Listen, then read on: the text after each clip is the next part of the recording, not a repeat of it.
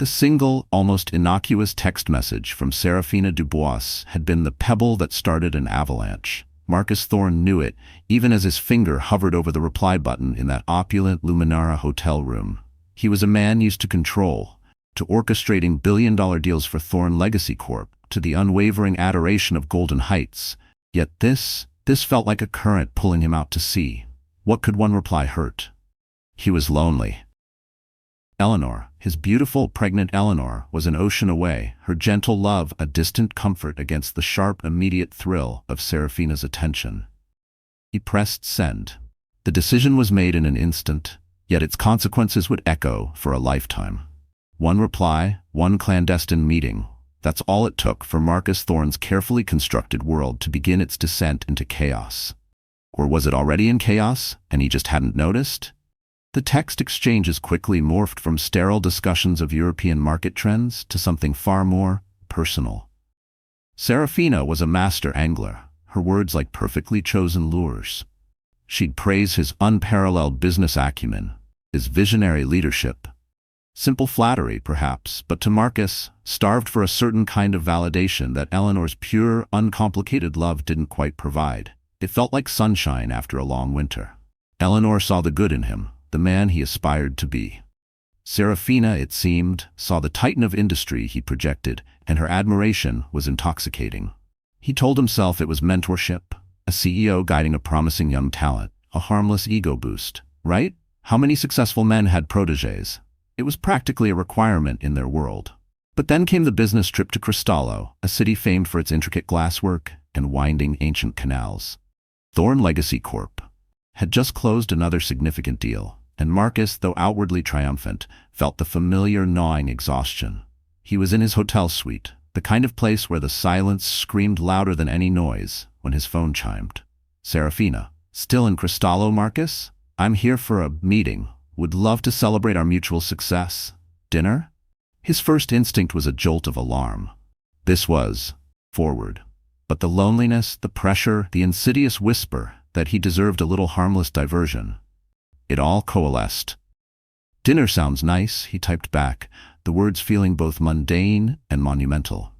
The air in the dimly lit restaurant near the Grand Cathedral of Cristallo was thick with an unspoken current. They talked business, yes, but their eyes kept meeting, lingering a fraction too long. Seraphina, in a dress the color of the city's famed twilight, was captivating. She listened with an intensity that made Marcus feel like the only man in the world. Was this what he'd been missing? This sharp, exhilarating edge? The inevitable happened outside her hotel, under a sky dusted with stars. The kiss was sudden, a spark igniting tinder. It wasn't gentle like Eleanor's. It was a conflagration, urgent, demanding, a release of pent-up tension he hadn't fully acknowledged. Then her voice, a silken whisper against his ear. Stay with me tonight, Marcus. Every rational thought screamed betrayal. An image of Eleanor's trusting face, her gentle smile as she talked about the baby, flashed through his mind. Guilt, sharp and cold, pierced through the haze of champagne and adrenaline. But the thrill of transgression, the potent cocktail of loneliness and Seraphina's intoxicating presence was too strong. He was a man drowning, and she was offering a very dangerous lifeline. He stepped inside her room. The secret affair had begun. Those 3 nights in Cristallo were a blur of stolen moments, feverish whispers, and the kind of reckless abandon Marcus hadn't felt since his wilder, younger days. It was an escape. An alternate reality where he wasn't Marcus Thorne, the heir to an empire, the husband, the expectant father. He was just a man, desired and unfettered. But reality, as it always does, came crashing back. The flight home to Golden Heights was a descent into a personal hell. Guilt, no longer a fleeting pang but a crushing weight, consumed him. What had he done? This wasn't him. He loved Eleanor. This was a catastrophic, one-time mistake, a costly error in judgment fueled by stress and distance. He swore to himself, with the fervor of a convert, that it would never happen again. He'd delete Seraphina's number, block her if necessary. The vastness of the ocean between them would surely douse the feverish connection. Wouldn't it? But Seraphina was not one to be easily dismissed.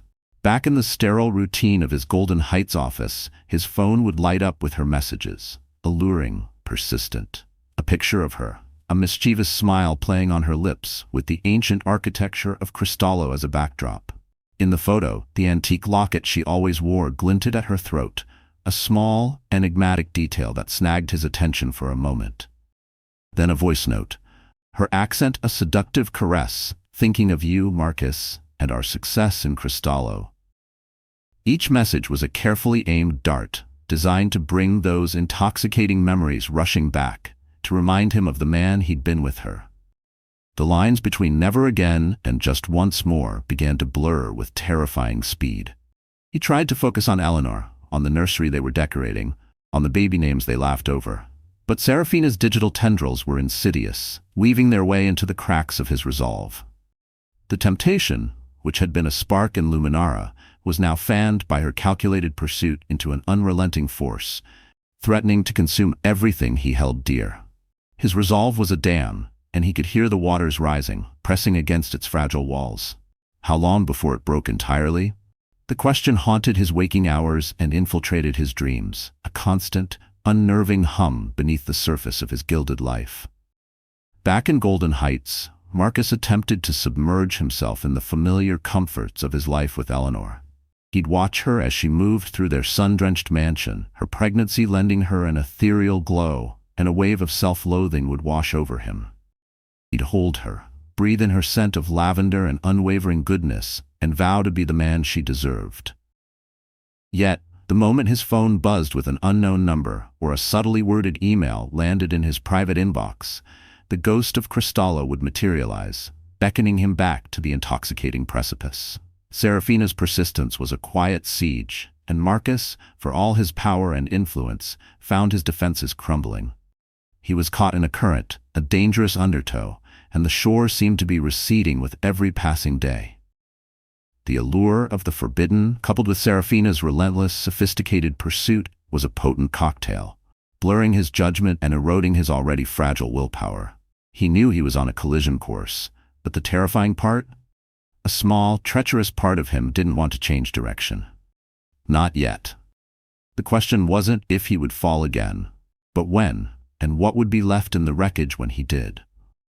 Back in Golden Heights, Marcus Thorne tried to immerse himself in work and family life with Eleanor, but Seraphina's digital presence was a constant, gnawing temptation.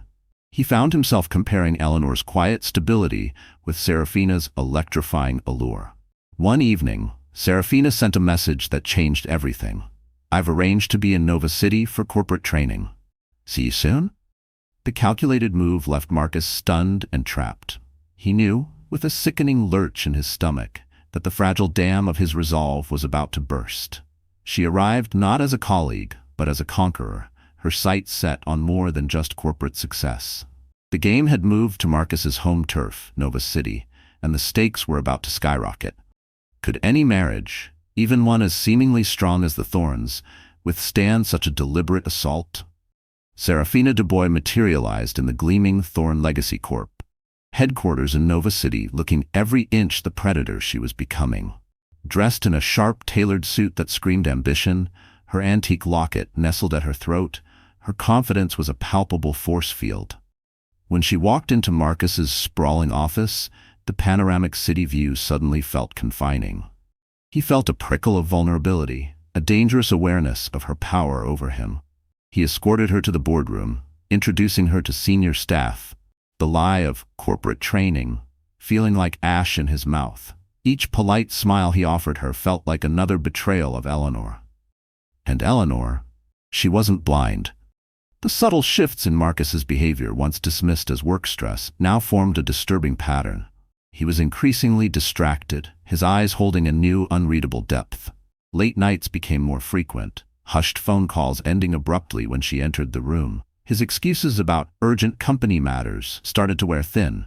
She'd ask, "Everything all right, Marcus?" And he'd wave a dismissive hand. "Just work, darling. You know how it is." But did she? This felt different. This felt cold. Eleanor confided her growing unease to Marcus's sister, Victoria Thorne, a woman as pragmatic as she was fiercely loyal to her family. Victoria, ever the staunch defender of the Thorne name, tried to reassure her. "The business is cutthroat, Eleanor. Marcus has always been like this when a big deal is on the line. Don't read too much into it." Easy for her to say. Victoria wasn't the one feeling the growing chasm in her own marriage. The breaking point, or perhaps the first undeniable crack, came on an otherwise ordinary Tuesday. Eleanor, feeling a surge of affection and a desire to reconnect, decided to surprise Marcus with lunch.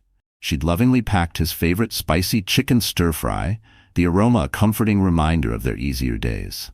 As she walked down the hushed, carpeted corridor towards his office at Thorne Legacy Corp., she heard voices. Muffled at first, then clearer. Marcus's voice, low and intimate. And another, a woman's. The accent was European, melodic, and laced with a familiarity that made Eleanor's blood run cold. Her heart hammered against her ribs. She paused, her hand hovering near the doorknob. Curiosity warred with a dreadful premonition. She leaned closer, her ear almost touching the polished wood. The words were indistinct, but the tone, oh God, the tone. It was the kind of warmth, the soft laughter, one reserved for a lover, not a business associate. This wasn't a discussion about profit margins. This was something else, something secret. She didn't barge in. That wasn't her style. Instead, a chilling premonition guiding her, she slipped into a nearby alcove, her breath catching in her throat. Minutes later, the office door opened and Seraphina Dubois emerged, a vision of cool, smug satisfaction. Her phone was in her hand, a triumphant little smile playing on her lips. Eleanor froze. This was the woman from the gala in Luminara, the promising consultant. But seeing her now, exiting Marcus's private office with that air of proprietorship, it was a physical blow. Seraphina, still basking in her private victory, looked up. Her eyes, sharp and intelligent, landed on Eleanor. For a fraction of a second, Seraphina paused, her smile faltering almost imperceptibly as she sized Eleanor up. Their gazes locked. No words were exchanged, no accusations hurled, just a silent, charged acknowledgement, a battlefield drawn. Then, with a dismissive flick of her dark hair, Seraphina sauntered down the corridor, leaving Eleanor's stomach twisted in a knot of pure, unadulterated dread. The unspoken challenge hung in the air. He's mine for the taking. Pulling herself together with an effort that cost her dearly, Eleanor walked into Marcus's office, the lunchbox suddenly feeling like a lead weight. He looked up, startled, his face a mask of feigned surprise that quickly morphed into a too bright smile. Eleanor, darling, what a wonderful surprise. She wasn't fooled. Not anymore. Who was that woman, Marcus? She asked, her voice surprisingly steady despite the tremor in her hands. He scrambled, the charismatic Marcus Thorne suddenly looking like a schoolboy caught with his hand in the cookie jar. Oh, her? That's Mademoiselle Dubois, a European consultant, just wrapping up some details on the Viridia expansion. His eyes wouldn't quite meet hers. A consultant. The lie was so blatant, so insulting, it almost made her laugh. She said nothing, letting the silence stretch, thick and accusatory. For the moment, she pretended to believe him.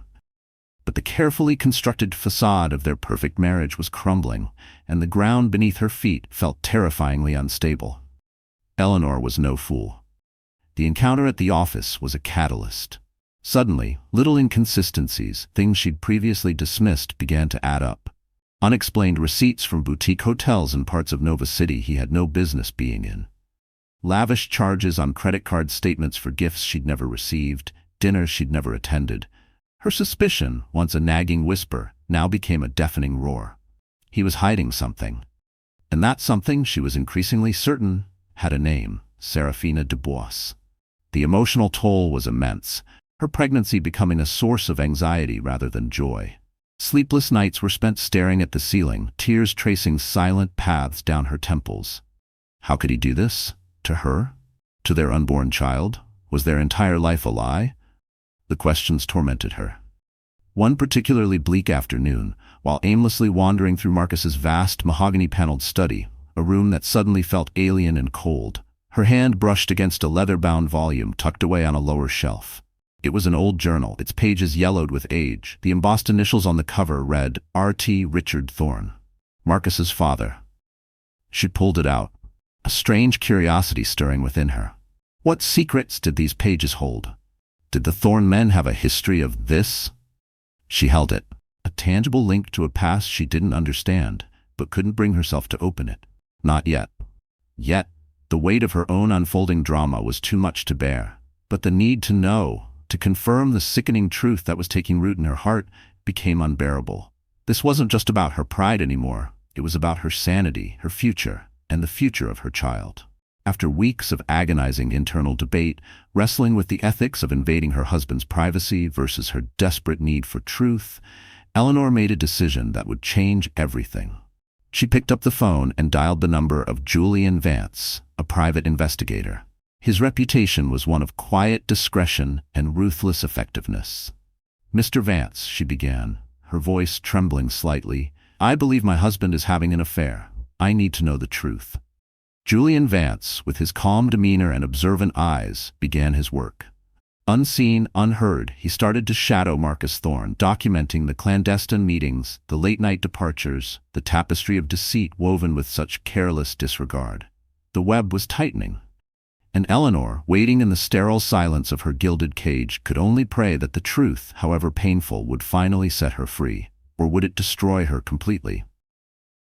The unopened journal of Richard Thorne lay on her nightstand, a silent, ominous presence, its secrets still locked away as a far more immediate storm gathered on her horizon. Julian Vance's call sent a sliver of ice through Eleanor Thorne's veins. "Mrs. Thorne, I have something for you. It's definitive. We need to meet." Her heart plummeted. As she prepared to meet him, her fingers brushed against the cold leather of Richard Thorne's unopened journal on her nightstand, a strange sense of foreboding washing over her. What darkness lay within those pages? And what horrors awaited her in Vance's report? The truth, when it finally surfaces, is rarely gentle. For Eleanor Thorne, it arrived in a manila envelope, each photograph a dagger to her heart. She met Julian Vance in a discreet, dimly lit cafe, a place where secrets could be exchanged without attracting undue attention. He slid the envelope across the table, his expression carefully neutral. "I'm sorry, Mrs. Thorne," he said, his voice low, "but you asked for the truth." Her hands trembled as she opened the clasp. Photos. So many photos. Marcus and Seraphina Dubois, their bodies entwined in passionate embraces, entering boutique hotels in Nova City under the cloak of midnight, leaving expensive shops with bags clutched in their hands like trophies. Video stills of them laughing, his arm around her waist, her head on his shoulder. The evidence was irrefutable, damning. Each image seared itself onto her memory, a gallery of betrayal. Tears welled, blurring her vision, but she blinked them back, a steely resolve hardening within her. She would not break, not here, not yet. "Thank you, Mr. Vance," she managed, her voice a hoarse whisper. "You've done what I asked." She gathered the evidence, the weight of it almost unbearable, and left the cafe, her carefully constructed world spinning out of control. How could Marcus, the man she loved, the father of her unborn child, be capable of such profound deceit? That evening, the opulent Golden Heights mansion, usually a sanctuary of warmth and love, felt like a battleground. Eleanor waited for Marcus in the grand living room, the damning photographs spread across the antique mahogany table, like pieces of a shattered mirror reflecting their broken marriage. When he walked in, whistling softly, dropping his briefcase with the casual air of a man without a care in the world, he stopped dead at the sight of the tableau. The color drained from his face. His composure, usually so unshakable, shattered into a million pieces. "Eleanor, what is this?" he stammered, his eyes darting from the photos to her face, a desperate plea for an alternative explanation. "This," she said, her voice trembling with a volatile cocktail of rage and heartbreak, "is your betrayal, Marcus. Is it true? All of it?" He tried to formulate an excuse, a denial, anything to make this nightmare go away. But the pile of photographs, stark and unforgiving, left no room for lies. They argued. Oh, how they argued. Voices, usually modulated with the polite restraint of their social class, now raw and ragged, escalated into shouts that echoed through the cavernous halls. The household staff, accustomed to the quiet elegance of the Thorne residence, scattered like frightened mice, their faces pale with alarm. Who could blame them? The gods of Golden Heights were at war. The shouting reached its terrible peak when Eleanor, her hand protectively clutching her swollen belly, gasped, a sharp, agonizing pain tearing through her. She swayed, her face ashen. Instantly, Marcus's rage morphed into sheer, unadulterated panic. "Eleanor!" He rushed to her side, guiding her to a sofa, his hands shaking. "The doctor! Someone call Dr. Alistair!" The family physician arrived quickly, his expression grave as he checked Eleanor's vitals. "The stress is too much." he warned, his gaze stern as he looked at Marcus. This level of agitation could trigger early labor, or worse, other complications. She needs absolute calm. Tears streamed down Eleanor's face as she stared at Marcus, her entire body trembling. "It's over," she whispered, her voice choked with a grief so profound it seemed to suck the air from the room. "Our marriage, our happiness. I don't see how we recover from this. I've never felt so betrayed." Marcus tried to speak, to apologize, to explain, but the words caught in his throat. Guilt, a monstrous, suffocating entity, coursed through him. For the first time, he truly, viscerally understood just how much he stood to lose. Everything. He stood to lose everything. He spent that night in the sterile silence of a guest bedroom, the luxurious trappings a mockery of his inner turmoil. Sleep was impossible. Every time he closed his eyes, he saw Eleanor's devastated face, heard her broken whisper. How could he have been so reckless, so blind? The next morning he found her in the nursery, the room they had so lovingly planned for their child. She was gazing at the half-painted walls, the partially assembled crib, a poignant symbol of their shattered dreams. She looked exhausted, her eyes puffy and red from a night of weeping. He approached her cautiously, his heart heavy with remorse. "Eleanor?" She didn't turn. Finally, her voice devoid of emotion, she broke the silence. "How long, Marcus? How long has this been going on?" He steadied himself, the truth a bitter pill. "A few months," he admitted, his voice barely audible. It started as just texts and calls. Then it crossed a line. I was weak, stressed. She spun around, her eyes blazing with a righteous fury that seared him to the core. "Don't you dare blame this on stress," she cried, her voice cracking. "You had an affair, Marcus. You let another woman into our marriage, into our life, while I was carrying your child. You lied to me, over and over again." The look on her face, a mask of pain and utter disillusionment, cut him deeper than any physical blow. He tried to reach for her hand, but she recoiled as if burned. I'm sorry," he managed, the words inadequate, pathetic. "I never intended for this to go so far. I love you, Eleanor. I truly, truly do." Her eyes flared, fresh tears threatening to spill. "You love me?" A bitter, incredulous laugh escaped her. "You have a terrible, terrible way of showing it, Marcus." Just then, the imposing figure of Eleanor Thorne, Marcus's mother, swept into the nursery, her presence usually a source of calm authority, now tinged with an unspoken anxiety. The staff, no doubt, had alerted her to the previous night's cataclysm. Isabel, a doyenne of Golden Heights society, had certainly heard the whispers, the insidious rumors that always swirled around prominent families. But seeing the raw devastation on Eleanor's face, the shame etched onto her sons, she understood. It was all true. Taking a deep breath, Isabel walked over to Eleanor, bypassing Marcus completely, and enveloped her daughter-in-law in a surprisingly gentle hug. "We'll sort this out, my dear," Isabel whispered, her voice firm but kind.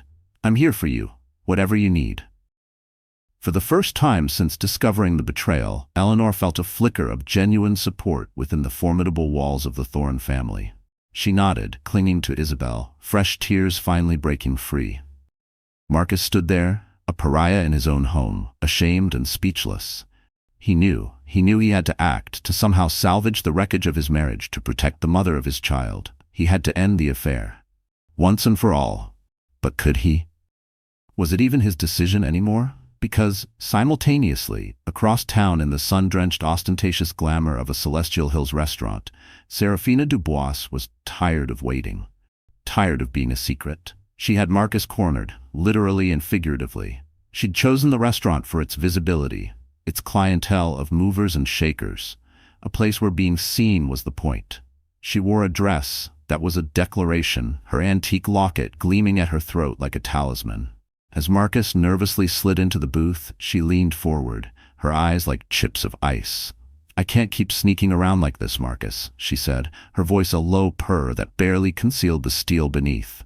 "You keep telling me to be patient, but I deserve more than stolen nights and whispered promises." "Seraphina, you know my situation," Marcus began, his voice strained. "Eleanor is pregnant. I can't just—" "Oh, I know she's pregnant," Seraphina cut him off, her smile never reaching her eyes. "And you need to stop using that as an excuse. You told me you were unhappy, that you didn't feel alive anymore. Well, here's your chance to change that, Marcus. With me." She paused, letting her words sink in, her fingers toying with the locket, a nervous habit, he now realized, or perhaps a calculated gesture. You choose, Marcus, her and your predictable, stifling life, or me and a future where you can actually breathe. He exhaled sharply. I never said I was going to abandon Eleanor. She's carrying my child. I can't do that to her. Her eyes flashed with frustration. So what? You want me to remain your dirty little secret, the hidden mistress of the great Marcus Thorne? I don't think so. Her voice hardened. Either you leave her or I'll make sure everyone knows about us, including your precious Eleanor, and the press. How do you think Thorne Legacy Corp stock will react to that kind of scandal? Blackmail. Cold, hard blackmail. Marcus stared at her, the charismatic negotiator suddenly finding himself outmaneuvered, cornered by a single, impossible demand. The empire he'd built, the marriage he'd shattered, his future fatherhood, it was all hanging by the very thinnest of threads. And Seraphina Dubois held the scissors. What would he do? What could he do? The answer, he suspected, would cost him more than he could possibly imagine. Reeling from Seraphina's audacious threat and Eleanor's soul-crushing heartbreak, Marcus felt the walls closing in. He was trapped, caught in a vice of his own making. Just as he thought Seraphina had played her trump card, she leaned in closer, her voice a venomous whisper. And Marcus, if you even think of trying to just cut me off, remember those photos? I have more. So many more. And I know just the people who would pay a fortune for them. Think about your legacy, darling. Or what will be left of it. The audacity of her new demand, not just to leave Eleanor, but to actively discredit her if he didn't comply, left Marcus breathless and teetering on the edge of utter desperation. Reeling from Seraphina Dubois's audacious threat in the Celestial Hills restaurant and Eleanor's soul-crushing heartbreak back at their Golden Heights mansion, Marcus Thorne felt the gilded walls of his life closing in. He was trapped, caught in a vice of his own making, his carefully constructed empire and his precious family teetering on the edge of utter desperation. Just as he thought Seraphina had played her trump card, she'd leaned in closer, her voice a venomous whisper. And Marcus, if you even think of trying to just cut me off, remember those photos? I have more. So many more. And I know just the people who would pay a fortune for them. Think about your legacy, darling. Or what will be left of it. The audacity, it left him breathless. How had he allowed himself to become so ensnared? The whispers started subtly, like the rustle of dry leaves in an autumn wind, then roared into a media firestorm. Marcus Thorne's carefully guarded secret was out. And Golden Heights, no, the entire nation, held its collective breath for the fallout. Seraphina, furious at Marcus's indecision and his desperate attempts to stall her, had apparently made good on her threat. Or had she? Perhaps she'd orchestrated a leak, or maybe she'd sold her sordid story to an anonymous tabloid source. The origin of the leak remained a tantalizing mystery. Who was this anonymous source, this ghost in the machine, and what were their true motives? But the result was catastrophic. It could have even been a disgruntled ex-employee of Thorne Legacy, someone with an old axe to grind. Who could tell? The damage was done. The family lawyer, the unflappable Arthur Sterling, a man who'd navigated the Thornes through countless corporate squalls, advised a united front. A press conference, he'd said, his voice calm amidst the rising panic. Thorne Legacy Corporation announces a major new philanthropic initiative. You and Eleanor, side by side, show the world you are unbreakable. And so, they tried. On a bright Nova City afternoon, Marcus and Eleanor stood before a ravenous press corps at a newly renovated community center. An initiative spearheaded by Eleanor's own charitable endeavors. Cameras flashed, capturing Marcus's strained attempt at a confident smile and Eleanor's pale, poised elegance. She cradled her baby bump, a silent testament to what was at stake. On the surface, they were the picture of generosity and family unity. Marcus announced a significant donation, speaking passionately about community support. Eleanor added a few heartfelt, if somewhat tremulous, words. For a fleeting moment, it seemed they might weather the storm. Then the inevitable. A reporter from a notoriously salacious online rag, someone clearly tipped off by that still unknown anonymous source, shouted the question that shattered the fragile facade. Mr. Thorne, is it true you're having an affair with a European consultant from your Viridia office named Seraphina Dubois? Chaos. Absolute chaos. Murmurs rippled through the crowd, quickly escalating into a cacophony of shouted questions. Camera shutters clicked with renewed, predatory vigor. Microphones were thrust forward like weapons. Marcus, momentarily stunned, managed to maintain a veneer of composure. "These are baseless rumors," he said, his voice remarkably steady, betraying none of the internal panic that clawed at his throat. "My wife and I are fully committed to each other and to the forthcoming child we are blessed to welcome." Eleanor, bless her strength, even managed a fragile smile, though her eyes glistened with unshed tears of anger and profound humiliation. Her hand tightened on his arm, her fingernails digging into his skin, a small private act of defiance and pain. Arthur Sterling's press officer quickly ended the conference, ushering the besieged couple out amidst a barrage of relentless questions. They were whisked away in a sleek Bentley, the silence inside the car deafening, broken only by Eleanor's choked sobs as she finally buried her face in her hands. Marcus wrapped an arm around her, his mind racing, silently cursing Seraphina Dubois, cursing his own weakness. The leak, whoever its architect, was now public knowledge. There was no putting this genie back in the bottle. The public speculation soared. Tabloids, both print and online, splashed lurid headlines: Tycoon's torrid love triangle, Marcus Thorne's secret mistress exposed, pregnant wife betrayed.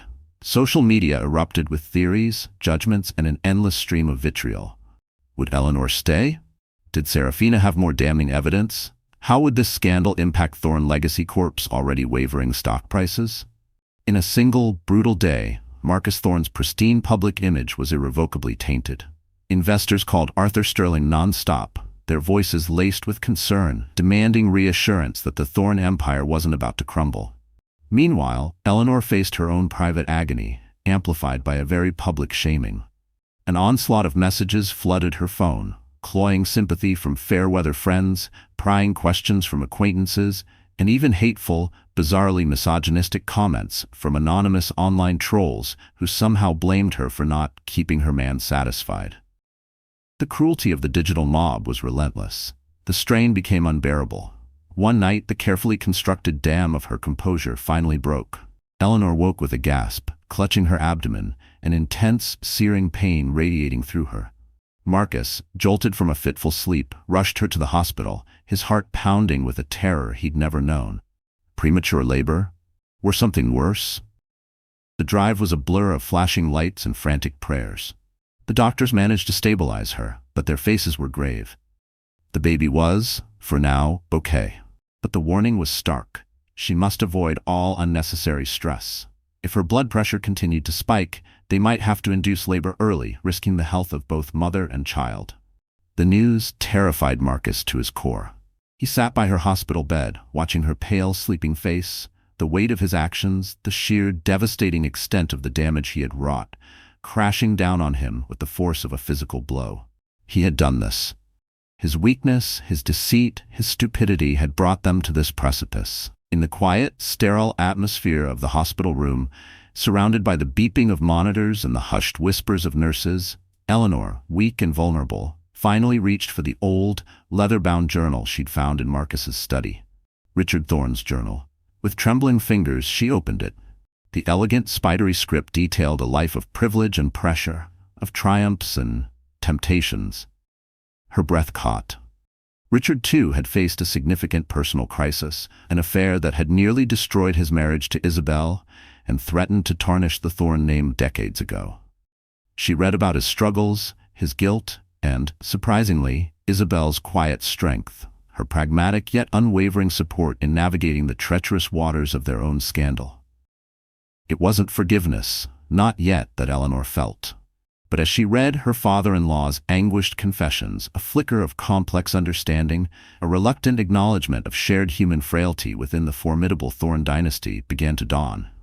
The Thorne men, it seemed, had a pattern, but so too did the Thorne women in their own way. Resilience. Was that the secret? The key to surviving this maelstrom? She didn't know.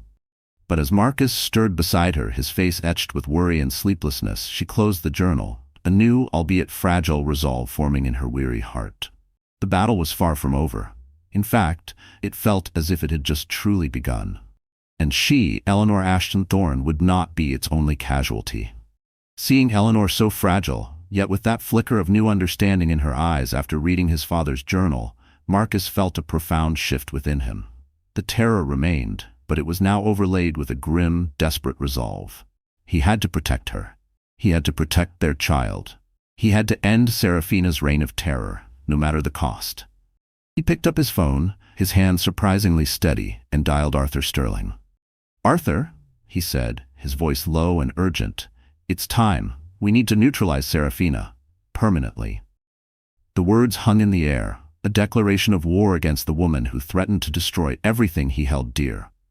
Seeing Eleanor so fragile in the hospital, her hand resting on his father's journal, a flicker of complex understanding in her weary eyes, Marcus felt a profound shift. The terror for her and their unborn child remained, a cold knot in his stomach, but it was now overlaid with a grim, desperate resolve. He had to protect them. He would protect them. He picked up his phone, his hand surprisingly steady, and dialed Arthur Sterling. "Arthur," he said, his voice low and urgent, cutting through the sterile silence of the hospital corridor, "it's time. We need to neutralize Seraphina. Permanently." The words, once unthinkable, now felt like the only possible path forward. This wasn't a negotiation anymore. It was a declaration of war. Marcus Thorne, stripped of his usual charm, his public persona in tatters, was about to show Seraphina Dubois the true, brutal cost of her ambition. Did she really think she could bring down a Thorne? The confrontation took place in Seraphina's opulent Nova City hotel suite, a gilded cage she had unknowingly built for herself. Marcus wasn't alone this time. Arthur Sterling, his expression like granite, flanked him on one side. On the other, two imposing lawyers from Sterling's firm, men whose very presence radiated quiet menace. No more hushed whispers in clandestine restaurants. This was a full frontal assault. Seraphina, dressed in a flowing silk robe, initially seemed unfazed, a defiant smirk playing on her lips.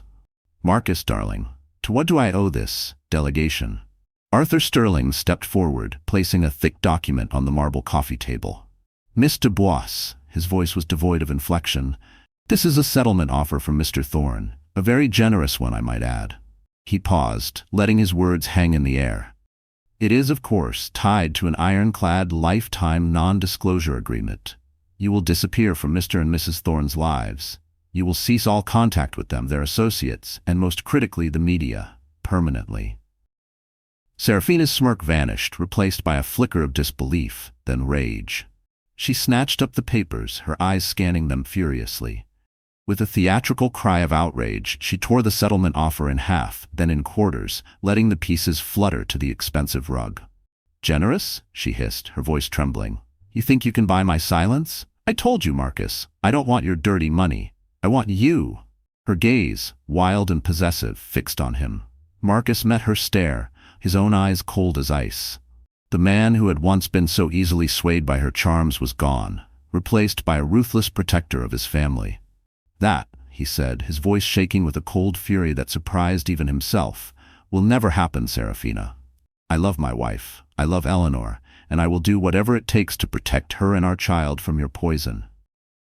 His words, a raw, unequivocal declaration of his commitment to Eleanor, seemed to shatter something within Seraphina. Her face crumpled. The fight drained out of her, replaced by a desperate, broken understanding.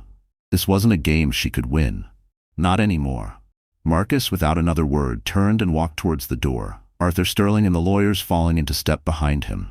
As he reached the threshold, Seraphina's voice, now small and choked with tears, called out, "Marcus, please." He didn't look back. He couldn't. The door clicked shut behind him, a definitive, resounding end. Seraphina sank onto the plush sofa, the torn pieces of her ambition scattered at her feet. It was over. Her carefully constructed plans, her dreams of becoming the next Mrs. Thorne, had crumbled into dust. How had she miscalculated so badly? She had truly believed he loved her, or at least that his desire for her, his need for the excitement she brought into his life, was stronger than his loyalty to his pregnant wife. What a fool she'd been. The fallout was swift and brutal. Thorne Legacy Corp officially placed her on indefinite leave, a polite euphemism for being fired. Whispers of her conduct, of the scandal she had courted, spread like wildfire through their elite professional circles. Doors that had once been wide open were now firmly shut. Friends, or rather the fair-weather associates she had cultivated, distanced themselves, not wanting to be tainted by her disgrace. She was a pariah. Alone one evening, holed up in her ridiculously expensive suite, the silence broken only by the distant wail of Nova City sirens, her phone rang. Her mother, calling from their modest home in Viridia. "Seraphina? Ma chérie, what is this I am reading? These headlines, this scandal with the American tycoon. It is shameful, Seraphina. Disgraceful." Seraphina sobbed, the dam of her composure finally breaking. "Mama," she choked out, "it's not. I thought he loved me." Her mother's voice, initially sharp with anger and familial shame, softened with concern. "My child, come home. You sound so hurt. We will figure this out. Come home." But how could she go home? How could she face them? A failure, her grand ambitions reduced to tabloid fodder. She had soared too close to the sun, and now her wings were well and truly melted. The antique locket she always wore, a gift from another wealthy, older lover who had eventually discarded her just as callously years ago in Luminara, felt heavy against her skin. It had been her talisman, a reminder of her vow to never be powerless again, to always be the one in control. And yet, here she was, more powerless than ever. The locket, once a symbol of her fierce determination, now felt like a brand of her repeated, foolish mistakes. Drowning in legal threats from Arthur Sterling, who, with chilling precision, had subtly implied knowledge of her less savory past associations, connections that the locket's dubious origins could perhaps attest to. And with absolutely no leverage left, Seraphina knew she was beaten. Her funds were dwindling. Her reputation was in ruins. What was left for her in Nova City? But more humiliation. In a final desperate gamble, fueled by a potent cocktail of despair and delusion, she made one last, ill-advised move.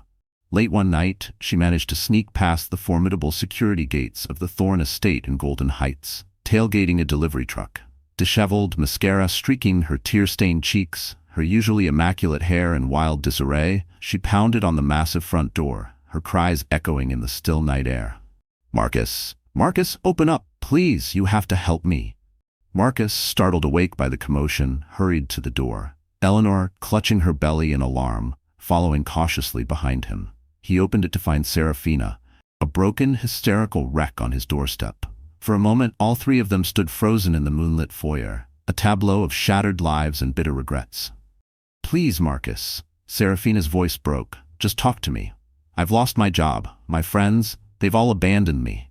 I'm alone in this city. You can't just abandon me like this."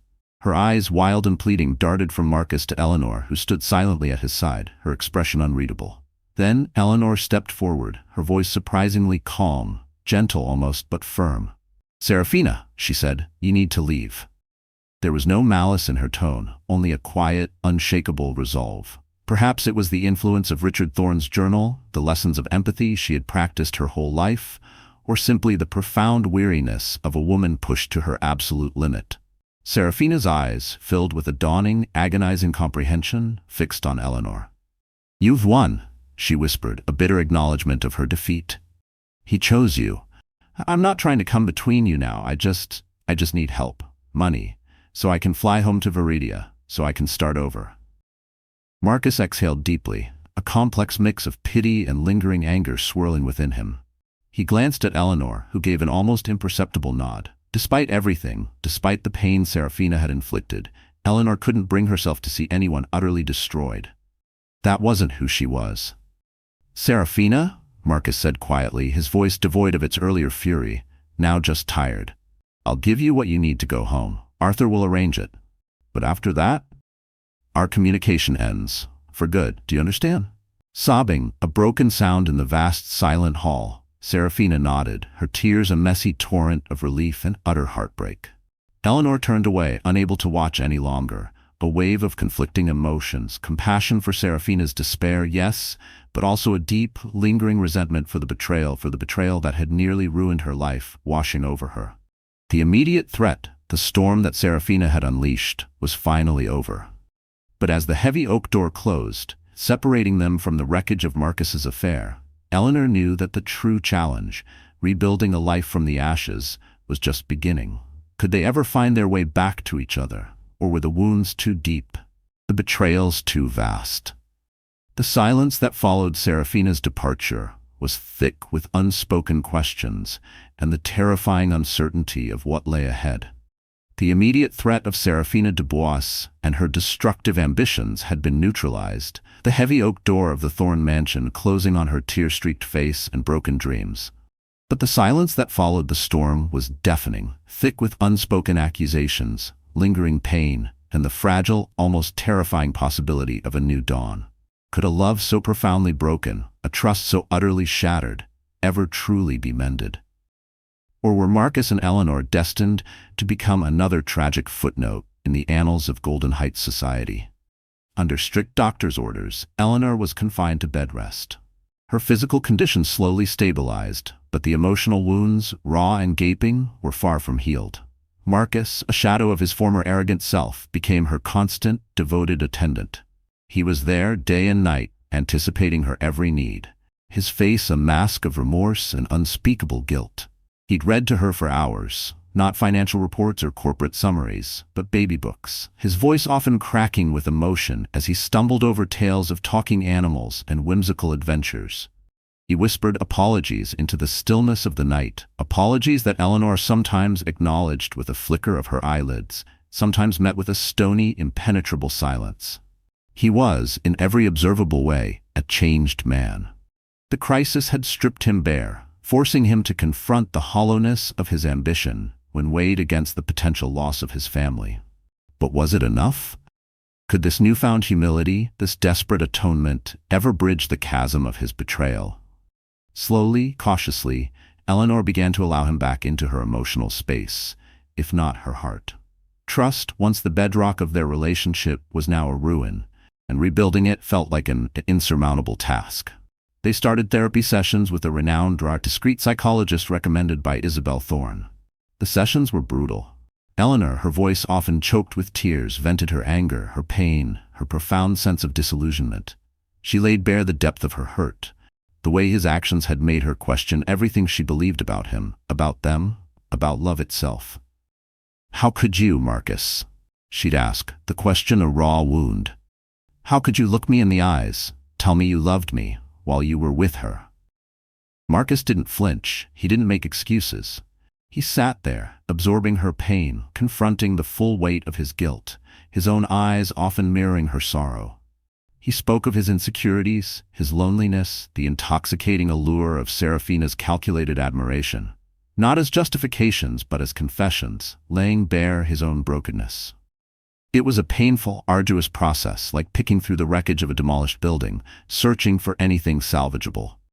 One evening, as they sat in the quiet stillness of Eleanor's room, a shared, unspoken truce momentarily in place, she felt a strong, decisive kick from within. She gasped, her hand flying to her belly. Marcus looked up, his eyes wide with alarm. "What is it? Are you okay?"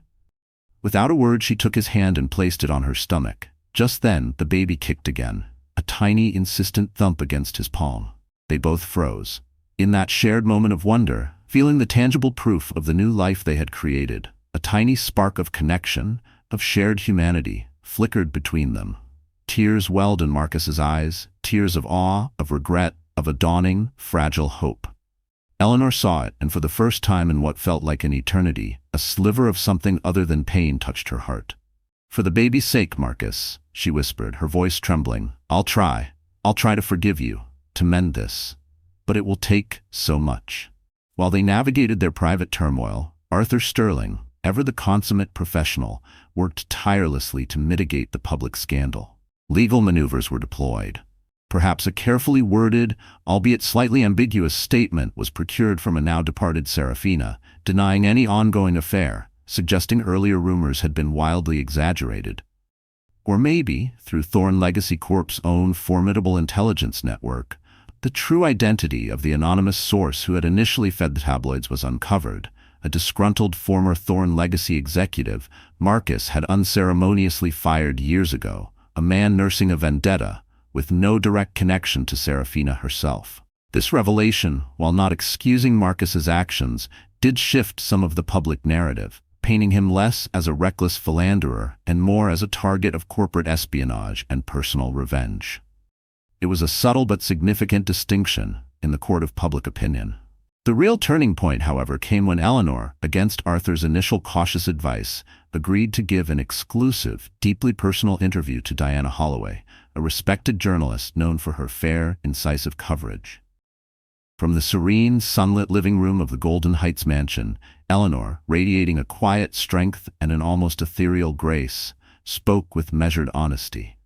She didn't shy away from the challenges, as she termed them, that she and Marcus had faced. The rumors, the public scrutiny, it has been incredibly hurtful, she admitted, her gaze steady. But Marcus and I are committed to each other, to our family, and to the child we are so eagerly awaiting. We are moving forward, together. We are focusing on healing and on the charitable work that truly matters to us. Marcus sat beside her, a silent, supportive presence, occasionally chiming in, but mostly letting Eleanor's serene authenticity guide the narrative. Viewers watched, captivated. They saw not a victim, but a woman of incredible courage and grace under unimaginable fire. Her quiet dignity, her refusal to be defined by her husband's betrayal, did more to rebuild Marcus's shattered public image than any carefully crafted press release or legal threat ever could. As Eleanor's due date neared, a fragile peace began to settle over the Thorne household. The public scandal, though not forgotten, had receded from the front pages, replaced by newer, fresher outrages. Thorne Legacy Corp's stock had stabilized. But the real work, the rebuilding of their fractured marriage, continued, one painful, hesitant step at a time. Then, on a late summer morning, under a sky the color of hope, Eleanor went into labor. Marcus rushed her to the hospital, his hands shaking as he held hers through each contraction, his earlier terror now replaced by a fierce, protective love. Isabel Thorne and a small circle of Eleanor's closest friends kept a prayerful vigil in the waiting room. After hours of arduous labor, Eleanor gave birth to a healthy, beautiful baby girl. They named her Lily Grace Thorne. The moment Marcus cradled his newborn daughter in his arms, something within him broke and then reformed. Tears streamed down his face, unchecked. This tiny, perfect being, this innocent life, was a transformative force. It was an affirmation that love, that family, could endure, could even find a way to flourish, after the deepest of wounds. Eleanor, exhausted but radiant, watched him, her heart swelling with a cautious, tender hope. It wasn't a fairy tale ending, far from it. But it was undeniably a new beginning, a chance to forge a future not dictated by past mistakes and bitter regrets, but by a renewed commitment to honesty, to loyalty, and to the hard, messy, beautiful work of love. Marcus, to the surprise of his colleagues and the board of Thorne Legacy Corp, took an extended paternity leave. For the first time in his adult life, profits and expansion, deals and deadlines didn't seem as important as the simple, profound act of rocking his baby daughter to sleep, of supporting Eleanor as she healed, both physically and emotionally. He was present, fully present. One evening, as Lily Grace cooed softly in her crib, Marcus handed Eleanor a folder. Inside were the dissolution papers for Thorne Legacy Corp's Viridia division. "I'm restructuring everything," he explained, his voice quiet but firm, stepping back entirely from that office. "It's where it all started. It's tainted in my mind. Our focus will be here in Nova City on domestic expansion." He met her gaze, his own filled with a plea for understanding. "I want no reminders, Eleanor. None." Eleanor bit her lip, a flicker of surprise, then a dawning, tentative warmth in her eyes. It was a significant gesture, a concrete step. "Thank you, Marcus," she said softly, leaning her head against his shoulder as they watched their daughter sleep. The path ahead was long. The scars of betrayal would likely never fully fade. But in that quiet moment, surrounded by the gentle sounds of their newborn child and the unspoken promise of a future they would have to build together, brick by painstaking brick, a fragile hope began to bloom. Perhaps, just perhaps, this was enough for now. Eleanor watched Marcus with their daughter, Lily Grace, a soft, almost imperceptible smile touching her lips, as he patiently tried to teach the toddler how to stack colorful rings. The path they had walked since Seraphina Dubois's tumultuous departure had been long, arduous, and fraught with uncertainty. The scars of betrayal, though no longer gaping wounds, remained tender, a constant reminder of how close their world had come to utter collapse. But as Marcus looked up from Lily's delighted giggles and met Eleanor's gaze, a silent understanding passed between them. A shared commitment, hard-earned and deeply cherished, to fight for their family, for the fragile peace they had so painstakingly rebuilt. The question was no longer if they could forgive, but how they would continue to redefine their future together. A future forever marked by the storm they had weathered. 5 years, a lifetime in heartbeats, a mere breath in the annals of the Thorne dynasty. Had the devastating storm truly passed, or were its echoes still shaping their fragile peace? Could love, once so broken, truly heal and find a new, more resilient form? Or was this quiet interlude merely the calm before another inevitable tempest? The Thorne family, Marcus, Eleanor, and a vibrant, inquisitive 5-year-old Lily Grace, whose laughter now filled the sun-drenched halls of the Golden Heights mansion, had found a new equilibrium. It wasn't the idyllic, untroubled existence of their early years, but something far more profound, a peace born of shared struggle, a resilience forged in the fires of betrayal and forgiveness. They had learned, the hard way, that true strength wasn't about projecting an image of perfection, but about acknowledging imperfections, facing them head-on, and choosing, every single day, to rebuild. Eleanor, her quiet strength now a beacon of inspiration to many, had resumed her philanthropic work with renewed passion. She established the Ashton Thorne Foundation, a nonprofit dedicated to maternal health and providing support for women's shelters across Nova City and beyond. Her own experiences had imbued her with a deep empathy for women facing crises, and she poured her heart and soul into making a tangible difference in their lives. The foundation quickly gained recognition, not just for its generous funding, but for Eleanor's hands-on approach, her genuine compassion, and her unwavering commitment. She was no longer just Mrs. Marcus Thorne, the beautiful wife of a tycoon. She was Eleanor Ashton Thorne, a force for good in her own right. Marcus, too, was a changed man. The ordeal had stripped him of his arrogance, replacing it with a quiet humility and a profound appreciation for what truly mattered. He still ran Thorne Legacy Corp., his business acumen as sharp as ever, but now with a more balanced approach. He prioritized his family above all else, delegating more, traveling less, and ensuring he was present for bath times, bedtime stories, and school plays. The relentless pursuit of profit, the insatiable hunger for the next big deal, no longer held the same allure. He had stared into the abyss of losing everything, and the experience had fundamentally altered his perspective.